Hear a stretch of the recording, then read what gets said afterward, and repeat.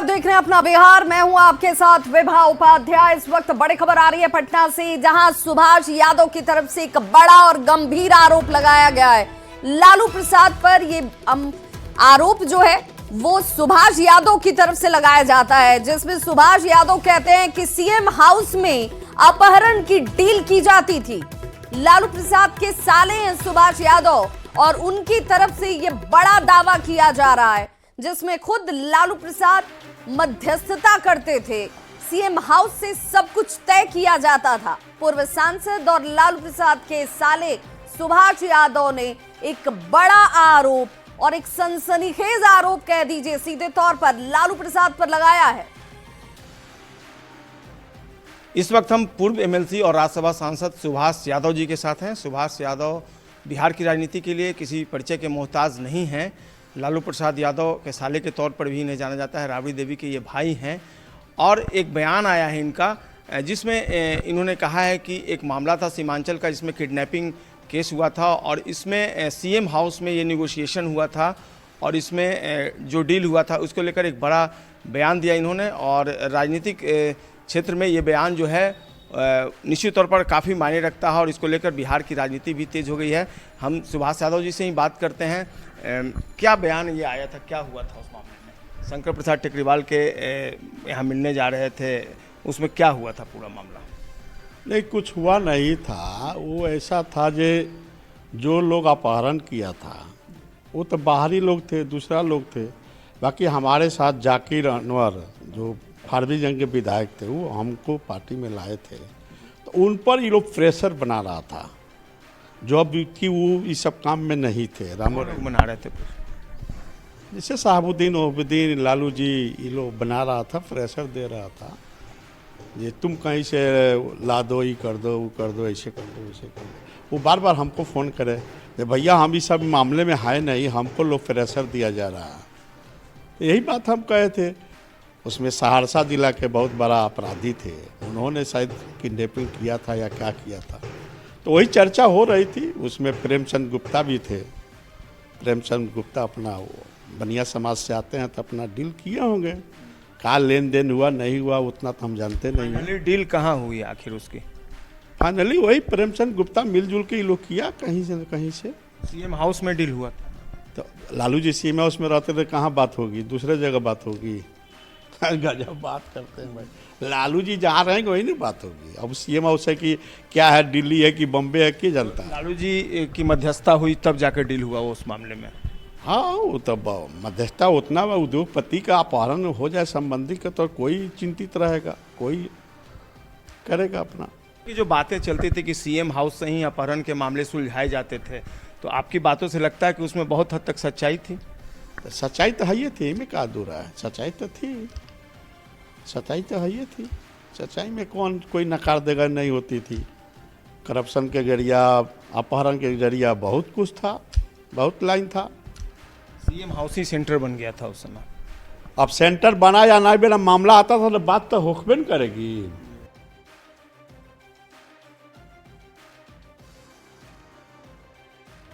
हमारे साथ इस वक्त इस बड़ी खबर पर जेडीयू प्रवक्ता अभिषेक झा सीधे जुड़ चुके हैं। अभिषेक, बहुत स्वागत है आपका। और जो आरोप अब तक विपक्ष की तरफ से लगाया जाता था, जो आरोप मुखरता के साथ बार बार बीजेपी की तरफ से भी लगाया जाता था और कई अन्य दूसरे दलों ने कहीं ना कहीं ढपे छिपे शब्दों का इस्तेमाल करते हुए ये जरूर कहा कि भाई अपहरण को लेकर मध्यस्थता हो, साठगांठ हो, पैसे की उगाही हो, सब कुछ लालू प्रसाद जी के आवाज से, सीएम हाउस से होती थी। अब तो सुभाष यादव एक तरीके से उस पर मोहर लगा रहे हैं। चलिए, बड़ी देर कर दी मेहरबा आते आते। सुभाष यादव जी ने इस पर मुहर लगाई, स्वीकारोक्ति बताई। चूंकि वो उस वक्त सरकार, पार्टी और उनके परिवार का हिस्सा मजबूती से रहते थे, उनको साधुवाद है। और वो कहते हैं ना कि मेरा आग के धुआं नहीं उठता है। तो इतने सारे लोगों ने जब एक ही इनपुट, एक ही फीडबैक सरकार के बारे में, सरकार की कार्यप्रणाली के बारे में और सीएम हाउस से जिस तरह से ऑर्गेनाइज्ड क्राइम को गवर्न किया जाता था उसके बारे में लोग कहते थे, तो गलत नहीं होता था। देखिए, वो बिहार का वो काला दौर था जब जंगल राज की आग में बिहार जलता था, और किस तरह से ऑर्गेनाइज्ड क्राइम के तहत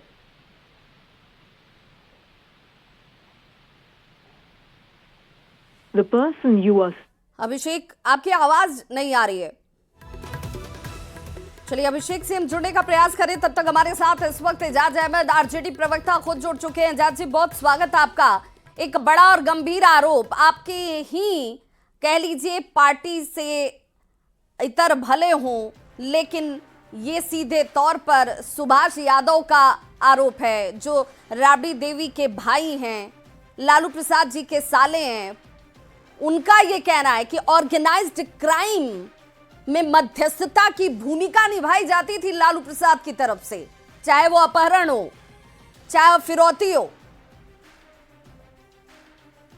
देखिए, सबसे बड़ी विडंबना ये है कि ये 2025 में 20 साल के बाद ये बातें कह रहे हैं। उस समय जब कहीं ना कहीं डबल इंजन सरकार का जो अपराध के मामले में, अपराधियों पर कार्रवाई के मामले में जब ग्राफ तेजी से गिर रहा है, सरकार का इकबाल समाप्त हो रहा है, तो उसको बचाने के लिए कहीं ना कहीं भारतीय जनता पार्टी और जनता दल यू एक राजनीतिक औजार के तौर पर इनका इस्तेमाल कर रही है।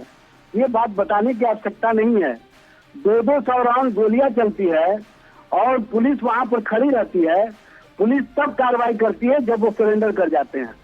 तो जो लोग कहते थे कि ना हम बचाते हैं ना फंसाते हैं, लोगों ने देखा कि जब लेकिन एजाज जी, उसमें कार्रवाई तो हुई ना। इन्होंने राजनीतिक रूप से फंसाने का भी काम किया और राजनीतिक रूप से बचाने का भी काम किया। एजाज जी, लेकिन उसमें कार्रवाई तो हुई ना। कहाँ कार्रवाई हुई? कहाँ कार्रवाई हुई?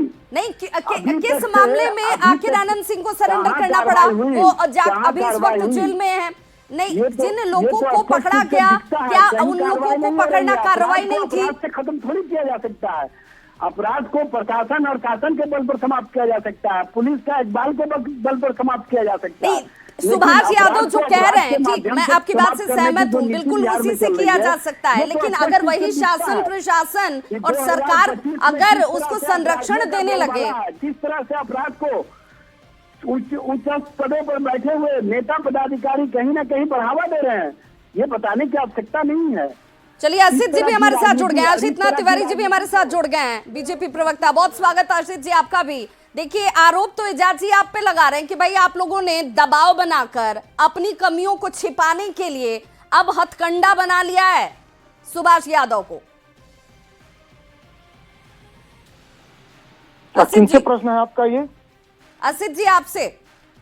देखिए, सुभाष यादव जो बात कह रहे हैं, ये बात मैं आपके चैनल से हर डिबेट में पिछले 1 साल से कह रहा हूं।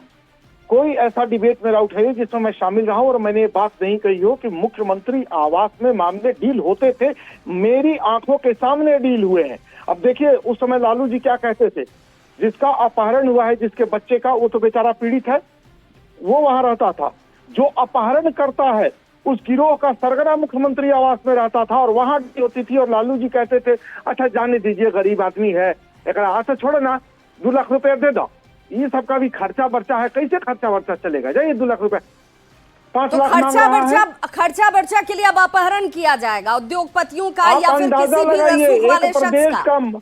एक प्रदेश का मुख्यमंत्री अपने सामने अपहरणकर्ता को बैठाता था और पीड़ित पक्ष से कहता था 2 लाख देना दीजिए, जाएगा। एजाज अहमद जी, ये भी कहिएगा कि दबाव में ही करवाया जा रहा है, बुलवाया जा रहा है।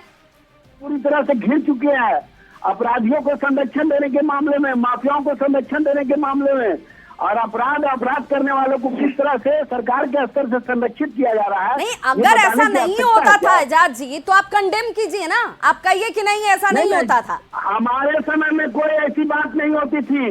जब गरीब, शोषित, दलित, वंचित तबके के लोगों को हमने सामाजिक रूप से आगे बढ़ाने का काम किया, हमने उसको हो जाती है। ये बेचैन होने वाले लोग, जब गरीबों का राज होता है, शोषितों वंचितों का राज होता है, तो अपहरण किसका होता है? लेकिन आरोप तो सुभाष यादव लगा रहे हैं ना, तो असित जी लगा रहे हैं ये आरोप। असित जी तो कह रहे हैं कि मैं हर डिबेट में ये कहता रहा हूँ कि ये होता था, ये आज भले सुभाष यादव कह रहे हो। क्या आसिफ जी सत्ता और सत्ता के मुंह में किस किस को मोहरा बनाते हैं, बताने की आवश्यकता है क्या?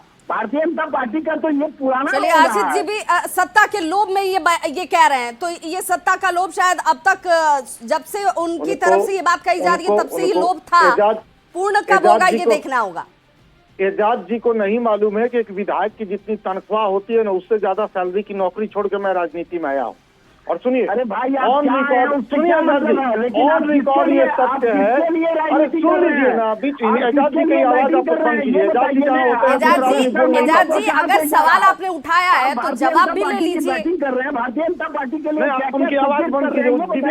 ये बताइए। अभिषेक भी हमारे साथ जुड़े हुए हैं। अभिषेक, एजाज अहमद का ये कहना कि भाई जब से मैं देख रहा हूं तब से तो मैं नहीं जानता हूं, अपने आप को सीधे तरीके से उन्होंने इससे निकालने की कोशिश की है। संभवतः समझ में आता है कि वो जवाब शायद उनके पास नहीं होगा, कंडेम कैसे कर दें वो।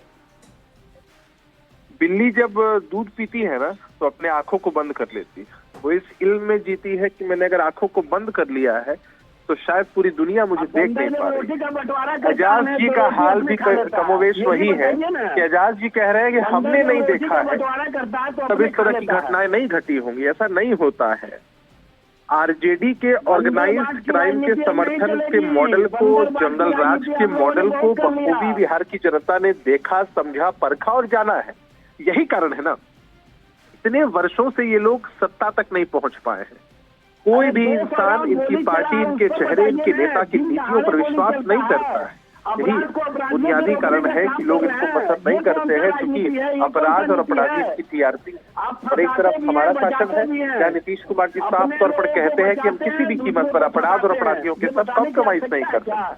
तो एजाज जी चिल्लाते रहे, उनका अंतर मन भी जानता होगा। आज वो भी जब क्राइम फ्री एटमॉस्फेयर में जीने की महत्वाकांक्षा रखते होंगे तो नीतीश कुमार जी की तरफ भी देखते होंगे। इस ऑर्गेनाइज्ड क्राइम के पोषक जो लोग रहे हैं उनको तो बिहार की जनता इस विधानसभा के चुनाव में कहीं भी नहीं छोड़ने वाली है। लाख चिल्ला ले, लाख कुछ भी कर ले, उससे कोई फर्क नहीं पड़ता। एजाज जी, मेरा सीधा सवाल है और आपसे सीधा जवाब भी मैं अपेक्षा रखती हूँ कि क्या आपको लगता है जो बात सुभाष यादव कह रहे हैं, सुभाष यादव, अब ठीक है आप उस वक्त नहीं थे, आपको नई जानकारी होगी, लेकिन सुभाष यादव जो कह रहे हैं क्या वो सही है या गलत है?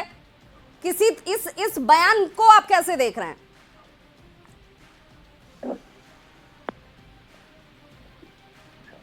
एजाज अहमद जी शायद इस पर अपनी प्रतिक्रिया नहीं देना चाहते होंगे क्योंकि उनकी विवशता होगी। भाई पार्टी के प्रवक्ता हैं। विवाह जी आपकी व्यवस्था हो सकती है, हमारी कोई व्यवस्था नहीं है। आप कंडेम कर दीजिए। सुभाष यादव जो कह रहे हैं ऐसा नहीं होता था कि लालू जी ने गरीबों, शोषितों, वंचितों को न सिर्फ स्वर दिया बल्कि उनको मान सम्मान भी दिया, उनको आगे बढ़ाने का काम किया। ये किस तरह की कार्यप्रणाली थी एजाज जी? आप ये कह रहे हैं कि एक संवैधानिक व्यवस्था के अंदर रहकर मुख्यमंत्री हाउस से और अगर किसी अपहरण की डील कराई जाती हो, समझौता कराया जाता हो, आवाज को उपहार बनाते हैं, ये बताने की आवश्यकता है क्या? चलिए ये गरीबों की मदद एक तरफ बात, लेकिन ये किस तरह की मदद थी एजाज जी? देखिए सवाल का जवाब शायद अभिषेक इनके पास। गरीबों की मदद एक तरफ बात नहीं होगा, गरीबों, शोषितों, वंचितों की मदद ही समाज और समाज के लिए एक कहीं ना कहीं अनुकरणीय होता है, सबको पता है। ये बताने की आवश्यकता है क्या? आशीष जी, एजाज जी तो कह रहे हैं कि भाई गरीबों, शोषितों, वंचितों की मदद की जा रही थी, आप लोग अनर्गल उस पर आरोप लगा दे रहे हैं। ये सीधे तौर पर सहयोग का मामला है। मतलब ये लोगों का अपहरण करके, लोगों के यहाँ डकैती करवा के, लोगों की लाशें बिछा के किस गरीब की मदद कर रहे थे जरा बता देते। तेजस्वी यादव को सुन लीजिए, एजाज जी को आप रोकिए। एजाज जी आपने पूछा सवाल, आपने अपने सवाल का जवाब भी दिया, अब आशीष जी को बोलने दीजिए। हाँ आशीष जी, सिर्फ एजाज जी से बोलवा लीजिए, हम लोग सुन के ताली बजा देते हैं। आशीष जी बजाने के लिए आप बैठे हुए बताइए। एजाज वो आदमी चुप न, आप उनकी आवाज बंद कराइए, चुप। उनको बोलने की बीमारी है, वो राजद सामने वाले की बात सुनेंगे तो आप बेहतर तरीके से शायद जवाब दे पाइएगा। एजाज जी पहले सुन लीजिए फिर आपको भी मैं वक्त दूंगी। और सुनिए, एजाज जी को नहीं मालूम है तो जान लें, ऑन रिकॉर्ड है ये बात, पूरे भारत में फिरौती के लिए पहला अपहरण बिहार में हुआ था और ये कलंक बिहार के दामन पर लालू प्रसाद के शासनकाल में लगा था। क्या इस बात को ठुकरा देंगे वो? पूरे भारत में पहला फिरौती का अपहरण बिहार में हुआ।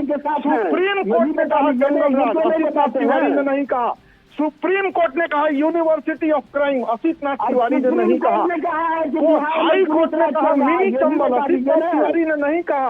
और ये तीनों उपाधियां बिहार को तब मिली जब डाकुओं का सरदार, अपहरणकर्ताओं, माफियाओं का सरदार लालू प्रसाद बिहार का मुख्यमंत्री था।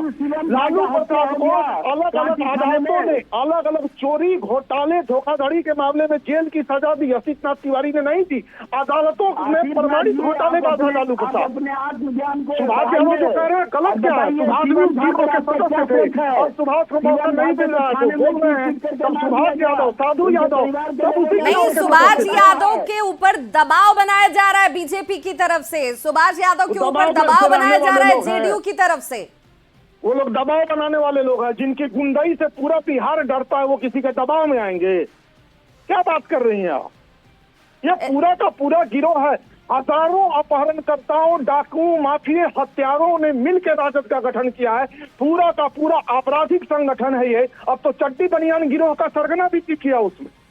और वो भी पार्टी का किसके द्वारा गठन किया गया? भारत जलाओ पार्टी का किसके द्वारा गठन किया गया ये भी बता दीजिए ना। भारत जलाओ पार्टी उसके शासनकाल में अपहरण का रिकॉर्ड नहीं बना था। उसके शासनकाल में जंगल राज की उपाधि बिहार को नहीं मिली थी। जंगल राज की उपाधि किसके शासनकाल में एजाज जी, ना तो ये बात भाजपा की है, ना ये बात जेडीयू की है, ना और ये बात आरजेडी की है। बात है बिहार के सम्मान की, बिहार की छवि की, जो कि धूमिल हुई। और एक तरीके से जो आरोप और गंभीर आरोप सरकार के अंदर संरक्षण के साथ लग रहे हैं, आप उससे सीधे तौर पर नकार नहीं पा रहे हैं। सम्मान इनके द्वारा कहीं ना कहीं आम जनों को अपमानित करवाया जाता है। आम जनों को पुलिस के द्वारा टॉर्चर किया जाता है। हंसली का बिहार में खुरपी का गीत आप गा रहे हैं एजाज अहमद जी। बड़ी दुर्भाग्यपूर्ण स्थिति है। मेरा सीधा सवाल, लेकिन सीधा सवाल का जवाब आपके पास सीधा नहीं है कि सुभाष यादव जो कह रहे हैं वो पूर्णतः गलत है। ऐसा हो ही नहीं सकता है। सीधा जवाब है। शायद आप समझना नहीं चाहते हैं या लोगों के बीच प्रस्तुत नहीं करना चाहती हैं। आप ये कहना चाहते हैं कि आज अगर क्राइम हो रहा है तो पहले जो हुआ या जो मुख्यमंत्री रहते सीएम हाउस से किया गया वो जायज था? आप उस पर अपना मंतव्य दीजिए ना, पूछिए ना भारतीय जनता पार्टी के। ये सवाल हम आज नहीं बार बार पूछ रहे हैं और पूछते रहेंगे, क्योंकि सत्ता में इस वक्त वही हैं और उनसे पूछा जाएगा। एक भी शख्स की जान अगर जाती है, हत्या होती है, लूट होती है, तो उसकी जवाबदेही सरकार में बैठे सभी सहयोगी दलों की होती है। और इसीलिए सवाल आसिफ जी से ही पूछूंगी मैं। लेकिन मेरा सवाल ये कि जो सुभाष यादव कह रहे हैं, क्या वो गलत कह रहे हैं? क्या ऐसा नहीं होता था? बिहार की छवि इस तरीके से खराब की गई? 20 साल के बाद भारतीय जनता पार्टी और जनता दल यूं कहीं ना कहीं दबाव की राजनीति के तहत अपने आप को इतने बड़े और गंभीर आरोप को आप बहुत छोटे दलील के साथ रोकने की कोशिश कर रहे हैं एजाज जी। ऐसा होता नहीं है। बिहार की छवि बहुत धूमिल हो चुकी है और ये ना किसी एक पार्टी का मसला है और ना सिर्फ एक पार्टी से जुड़े सिर्फ लालू प्रसाद का मसला है। ये बिहार की छवि से जुड़ा हुआ विषय है और अगर ऐसा होता था तो बहुत दुर्भाग्यपूर्ण है। बहुत बहुत शुक्रिया आप सभी का हमारे साथ जुड़ने के लिए। तो लालू प्रसाद के साले सुभाष यादव की तरफ से एक बड़ा और गंभीर आरोप जो है खुद लालू प्रसाद पर और लालू प्रसाद के संरक्षण में जो डील होते थे अपहरण को लेकर, उससे किया गया। अब मांग ये की जा रही है कि भाई जो बात मीडिया के सामने कही गई वो जनता के सामने भी आए। साधु यादव और सुभाष यादव, उनके दो रिश्तेदार उस समय मुख्यमंत्री निवास और मुख्यमंत्री राबड़ी जी से बहुत नज़दीक थे। इसलिए अगर वो कोई खुलासा कर रहे हैं तब तो ये खुलासा पूरे बिहार के जनता के बीच आना चाहिए। साधु यादव जी को मैं धन्यवाद देता हूं कि वो इतना साहस कर रहे हैं कि सच्चाई बोलने की हिम्मत रख रहे हैं।